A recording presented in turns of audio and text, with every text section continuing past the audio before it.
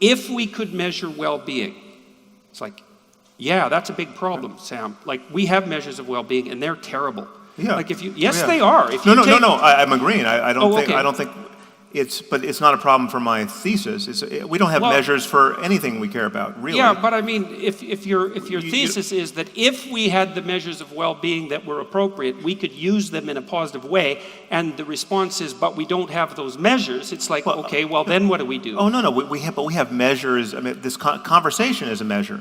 I don't like that. That's a measure. Right? You step on my toe and I say, ow. That's a measure. Don't do that again. But that's not a measure of your well-being. It might be a measure of your trait neuroticism. Well, it's a measure of.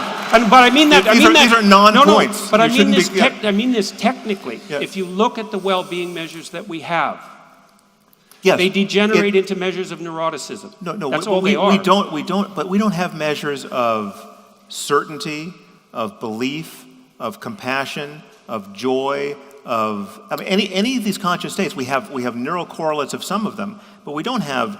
There's no helmet I can put on you. How do we use facts about them to orient ourselves in the world then? Because we're doing that. We're doing this all the time. You've got an instantaneous measure, though. You've got an instantaneous measure of well-being. We can all check with ourselves, see how we feel. But it's possible to be wrong about that. Right. Always. Sure. Always wrong about it. But it degrades as you get away from the individual's ability to check internally. On the other hand, the internal thing isn't reliable. It's because not lots reliable, of times you're happy when you're doing things that are terrible and for you yourself. could take a drug that would make you feel very good and would cause you to take apart your own life because it would. You mean like cocaine, for example? Right. It would destroy the motivational structure that gets you to do stuff of value that you're right. So we can't use emotion, moment-to-moment emotion, as an indicator of well-being. The instantaneous is not good, but you have a parallel problem. It looks to me like the exact mirror image, which is that you've got an integrative, long-term measure of well-being instantiated in an evolutionary belief system, but it's coming apart because we are living in circumstances that are less well mirrored.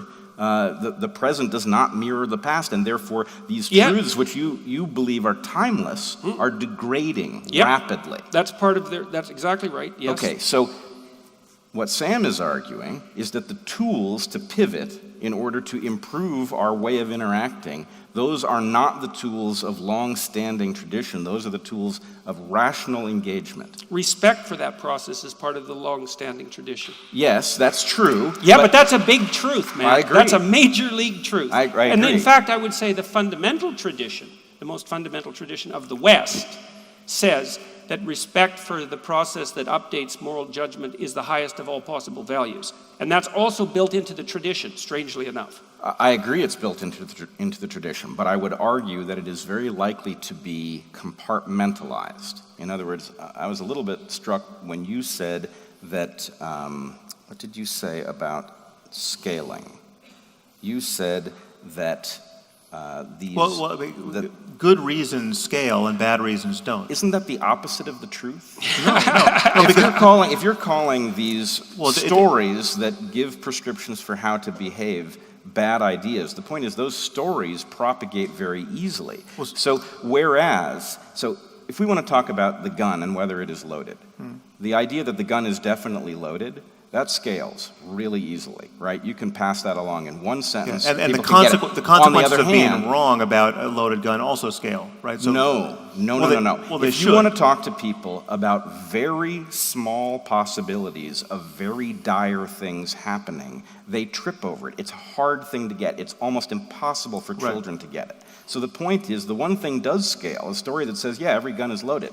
It's a false story, but that one definitely scales. Yeah. The statistical reality of guns and the fact that they may indeed be unloaded, but you don't want to play around with the remote possibility that one day you'll get it wrong, right? That doesn't scale because it requires you to have experience with stuff that is not common.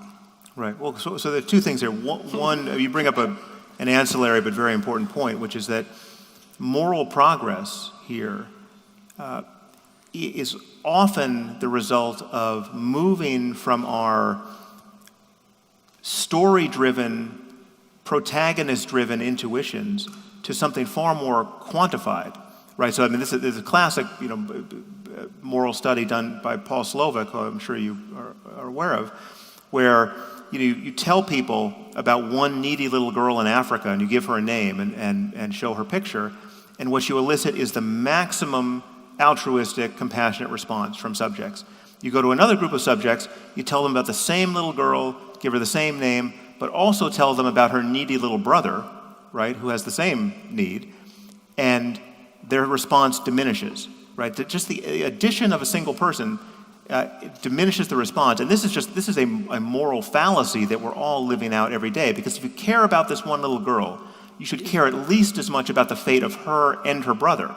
And when you add statistics to it... No, you shouldn't, because Well, you'll no, exhaust you yourself. should. No, you shouldn't. This is a bug, not a feature. Man, you'll exhaust yourself in the attempt. No, because we need... What, are you going to care for 100 people with the same intensity that you care for one? This is what this software flaw gets us. It gets us people who will watch for hours a day with effortless and tear-stained compassion the saga of the little girl who fell down the well, but who will blithely turn the channel when they're hearing about a genocide that is raging and hundreds of thousands have already died. Sam, right? listen, guys. This is something we have to correct for this. I'm not talking about person. No, but you're misunderstanding me to great effect here.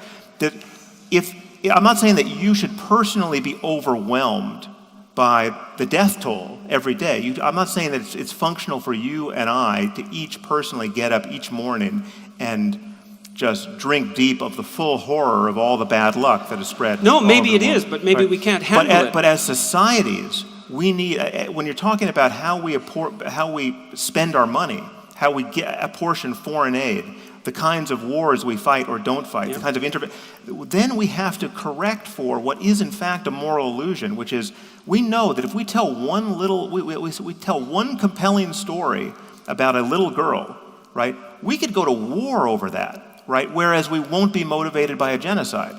That's the kind of thing that moves whole societies now. And if you add to it the bogus religious sanctities, if we burned a Quran on this stage tonight, the rest of our lives would be spent in hiding, right? Because of how motivated people would be to address that pseudo problem.